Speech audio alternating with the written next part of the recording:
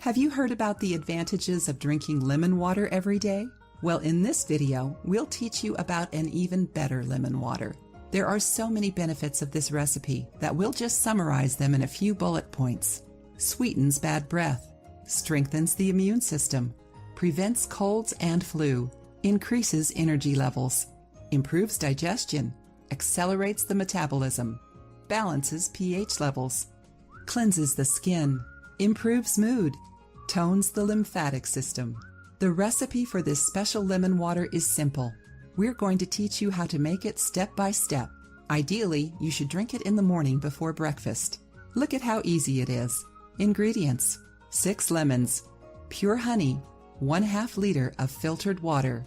Instructions: wash the lemons well and cut them in half.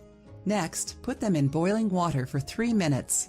Then remove the lemons from the pan and pour the liquid into a glass.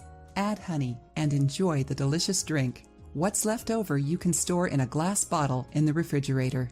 You'll feel much healthier if you drink this lemon water, either at room temperature or chilled, every day.